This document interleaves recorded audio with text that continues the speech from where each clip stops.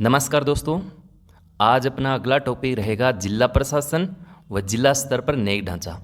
बहुत ही आसान टॉपिक है और मात्र 10 से 12 मिनट में अपन इसको complete to the point discuss कर लेंगे। जो जो चीज़ें परीक्षा की दृष्टि से महत्वपूर्ण हैं, जहाँ से बार बार क्वेश्चन आ रहे हैं, वही चीज़ें अपन डिस्कस करेंगे। क्योंकि अपने पास अभी इतना समय नहीं है कि हर एक चीज़ को डेप्थ में पढ़ा जाए। अभी अपन को सिलेक्टिव पढ़ना पड़ेगा और सिलेक्टिव सिलेबस में जो चीज़ें लिखी हैं उसमें सिलेक्टिव ही चुनना पड़ेगा।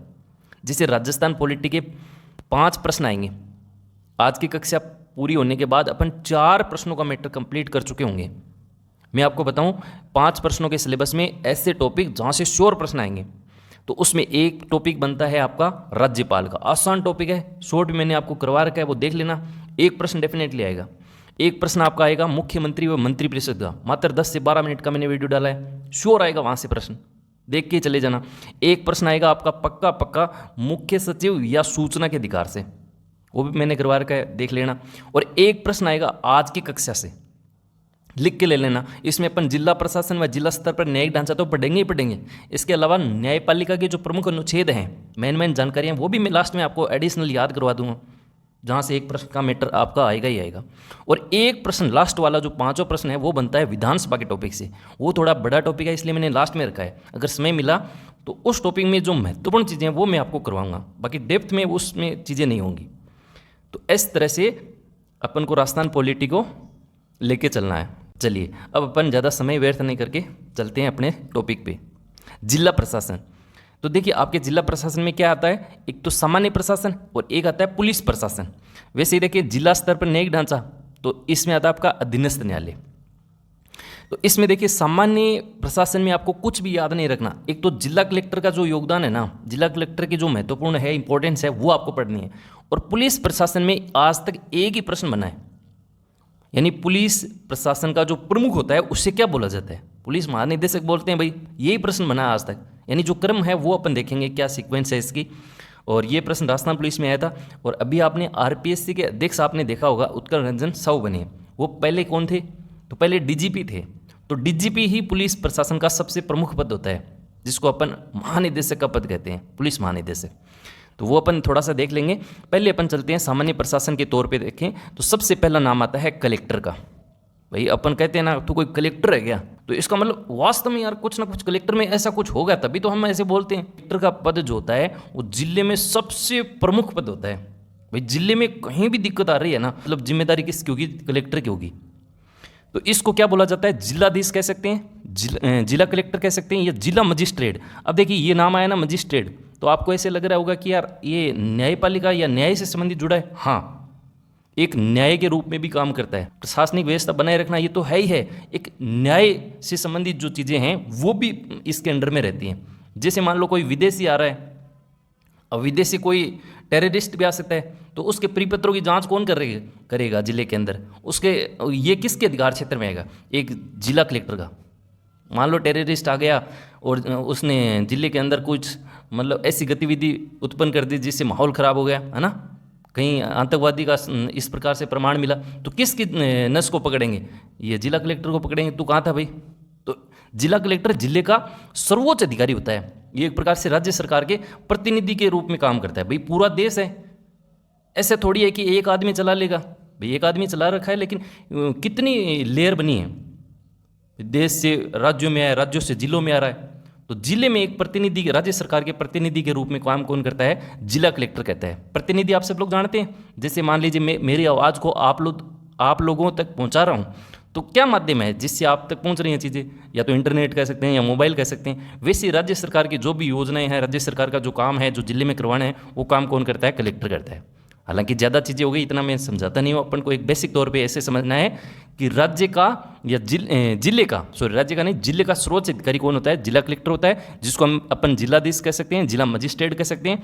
और ये एक प्रकार से दोहरी भूमिका निभाता है, क्योंकि व्यवस्था तो बनाए रखता है, इसके अलावा कानून व्यवस्था जो है ये भी बनाए रखता है।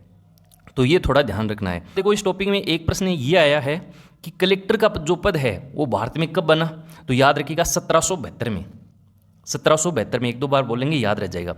इसके बाद देखो अपना अगला पॉइंट, और इस पॉइंट को समझने से पहले ये समझो कि कलेक्टर कौन बनता है, जो आईएएस की तैयारी करता है। मान लीजिए उसका आईएएस में चयन हो गया, तो उस आईएएस को क्या बनाया जाता है, कलेक्टर बनाया जाता है। लेकिन इसमें मजे की बात देखो, 2009 के अंदर राजस्थान प्रशासनिक सेवा अधिकारियों को भी प्रथम बार जिला कलेक्टर के रूप में पदोन्नति मिली। ये प्रश्न आपकी परीक्षा में आ चुका है कि पहली बार आरएएस के अधिकारी को भी कलेक्टर बनाया। वो कब से बनने लगा, 2009 से। तो इसका मतलब ये हुआ कि आरएएस अधिकारियों को भी कलेक्टर बनाया जा सकता है। हाँ, बनाया जा सकता है, वरिष्ठतम आरएएस होना चाहिए, आईएएस तो बनता ही है कर। तो ये अपना सेकंड पॉइंट। अब देखो, इसके बाद मैंने महत्वपूर्ण परिभाषाएं लिखी हैं, जिला कलेक्टर या जिलाधीश के रूप में पूछी जाती हैं वो, इसीलिए मैंने लिखी हैं। जिसमें एक नाम आता है रजनी कोठारी। रजनी कोठारी, इन्होंने जिलाधीश को संस्थागत करिश्मा कहा है, तो इसको थोड़ा सा याद रख लीजिएगा। देखिए, रजनी एक प्रकार से लड़की का नाम होता है, हालांकि ये लड़के नहीं थे, ये मेल थे आपके। रजनी कोठारी आदमी थे, ठीक है। तो रजनी का नाम, करिश्मा, इसे थोड़ा आप लिंक कर सकते हैं। अब हालांकि इसका अर्थ ये नहीं है कि करिश्मा एक लड़की के तौर पे का संस्थागत करिश्मा, इसका अर्थ दूसरा है जो अपन चर्चा नहीं करेंगे क्योंकि इतना अपने पास समय नहीं, आप समझ रहे हैं। एक देखो, अटल बिहारी वाजपेयी, इन्होंने जिलाधीश को प्रशासन की धुरी कहा है। तो धुरी कहने वाले कौन है, वाजपेयी हैं। थोड़ा सा इसको भी कैसे भी करके लिंक करना है। 3 ही परिभाषाएं, तीसरी तो मैं आपको याद ही करवा दूंगा। रेमजे मैकडोनाल्ड की है, इन्होंने कहा कि जिलाधीश की तुलना एक कछुए के समान है जिसकी पीठ पर भारत सरकार का हाथी खड़ा है। देखो कितनी जबरदस्त लाइन बोली है जिलाधीश के बारे में। अब इसको आप याद कैसे रखोगे, तो सिर्फ एक नाम पकड़ दो आप, हाथी। अब हाथी नाम सुनते ही आपके जहन में ऐसा आ रहा है कि यार एक बड़ा सा जानवर है ना, शक्तिशाली जानवर। और यहाँ नाम में भी आप देखो ना यार, डोनाल्ड से डोनाल्ड ट्रंप आपको याद हो रहा, तो इसको आप थोड़ा ऐसे लिंक कर सकते हो। हाथी शब्द मिले तो वहाँ रेमजे मैकडोनाल्ड हो जाएगा, रजनी नाम मिले तो करिश्मा हो जाएगा। अटल बिहारी वाजपेयी आए, एबी मैंने इसीलिए शॉर्ट में लिखा है, देखिए छोटा सा नाम है एबी, तो यहाँ पे धुरी, तो जिला प्रशासन की धुरी कौन है, ये कलेक्टर हैं। मेरे ख्याल से इस पॉइंट में आपको कहीं किसी प्रकार से दिक्कत नहीं होगी। अगले पॉइंट पे चलते हैं। कलेक्टर के कार्य बहुत ज़्यादा महत्वपूर्ण है। बेसिक तौर पे आप सब लोग जानते हैं कि कलेक्टर के क्या क्या काम होते हैं, लेकिन कुछ ऐसे कीवर्ड हैं, कुछ ऐसे शब्द हैं जो एग्जामिनर बार बार आपके ऑप्शन में डालता है, जिसमें एक शब्द आता है रिटर्निंग ऑफिसर। तो चुनाव में ये रिटर्निंग ऑफिसर के रूप में भी कार्य करता है। तो कहीं ऐसा शब्द ऑप्शन में देखिए तो आपको ऐसा नहीं लगना चाहिए कि यार रिटर्निंग ऑफिसर ये कहाँ से वर्ड आ गया, ये इसी से जुड़ा हुआ शब्द है, यानी जिले का जनगणना अधिकारी। इसी के साथ भू राजस्व अधिकारी। अब भू राजस्व से संबंधित कोई भी शब्द आ जाए, भूमि सुधार प्रबंधन आ जाए, नियंत्रण आ जाए, तो वो फिर कलेक्टर का नाम आएगा। एक जिला मजिस्ट्रेट के रूप में मैंने अभी आपको कहा दोहरी भूमिका के रूप में काम करता है, यानी व्यवस्था तो बनाए रखता है, इसके साथ साथ कानून व्यवस्था भी बनाए रखता है। तो दोहरी भूमिका के रूप में, यानी दंड नायक के रूप में काम करता है। कानून और पुलिस पर नियंत्रण हो गया, विदेशियों के परिपत्रों की जांच हो गई, जेलों का निरीक्षण वगैरह हो गया, कोई कैदी है उसको पेरोल पे देना है, इसकी जानकारी हो गई। तो ये सारे काम किसके, आपके कलेक्टर के। नेक्स्ट है विकास अधिकारी के रूप में। अब देखिए नाम से ही पता लग रहा है, यानी जिले में विकास करवाना है, कौन कौन सी योजनाएं लागू करनी है, ये सारी चीज़ें कौन करता है, कलेक्टर करता है। और मैंने पंचायती राज में आपको पढ़ाया था, जिला स्तर पर जिला आयोजना समिति होती है, जिसका प्रमुख अध्यक्ष तो कौन होता है, जिला प्रमुख होता है, लेकिन अधिकारी के रूप में कौन जुड़ा होता है, इससे कलेक्टर भी जुड़ा होता है। तो याद रखिएगा, जिले में विकास अधिकारी के रूप में, जनगणना अधिकारी के रूप में, ये अपन ने ऊपर चर्चा कर ली है। राज्य सरकार के प्रतिनिधि के रूप में, ये अपन ने शुरुआत में डिस्कस कर लिए थे, यहाँ चर्चा करने की जरूरत नहीं है। इसके बाद अगला पॉइंट है, यह है राज्य सरकार की आंख, कान और बाहों की भांति कार्य करता है। आंख यानी देखना, कान यानी सुन रहा है, और बाहों का यहाँ तात्पर्य यह है कि अपन एक प्रकार से बाहें फैलाते हैं, तो है ना, सहयोग की उम्मीद करते हैं। तो बिल्कुल कलेक्टर जो है एक प्रकार से मदद के लिए हमेशा तैयार है। तो ये थोड़ा सा ध्यान रखना, आपसी सहयोग हम इसको कह सकते हैं, अच्छे से आप इस चीज़ को समझ सकते हैं। ये कुछ ऐसे शब्द हैं जो एग्जामिनर परीक्षा में बार बार दे रहा है, तो वर्ड ही आपको ध्यान में रखने हैं। जिले में कानून और व्यवस्था नियंत्रण की दोहरी भूमिका के रूप में भी काम करता है। कानून बनाए रखना और व्यवस्था नियंत्रण का काम भी किसका है, ये कलेक्टर का है। चलिए, इसके बाद नोट लगा के 2 बातें लगी हैं जो आपको लास्ट टाइम जरूर याद रखनी है, कहीं आपको शब्दों में ना फंसा दे। जैसे लिखा हो राज्य आपदा प्रबंधन प्राधिकरण के अध्यक्ष कौन होते हैं, तो यहाँ आपको देखना राज्य लिखा है तो कौन होगा, मुख्यमंत्री। और इसी शब्द में यदि जिला लिखा होता फिर वहाँ पे जिला कलेक्टर होगा, तो ये थोड़ा ध्यान रखना है। जिला उपखंड में बंटा होता है, तो उपखंड का अधिकारी कौन होता है, उसका नियंत्रण किसके अंडर में होता है, तो वो होता है एसडीएम के। इसी प्रकार से उपखंड तहसील में बंटा होता है, तो तहसील का अधिकारी कौन होगा? तहसीलदार हो गया। इसके बाद देखो कुछ छोटी छोटी बातें हैं वन लाइनर के रूप में आपको सीधी फैक्ट के तौर पे याद रखनी है। जैसे जिला प्रमुख को शपथ कौन दिलाता है? जिला कलेक्टर। तहसीलदार की नियुक्ति कौन करता है? राजस्व मंडल। तहसील जो होती है वो राज्य प्रशासनिक दृष्टि से सबसे छोटी इकाई मानी जाती है। पटवारी के संदर्भ में एक ही प्रश्न बनता है, गिरदावरी करना, यानी रबी और खरीफ की फसल का निरीक्षण कर उसका सत्यापित करके रिपोर्ट पेश करना।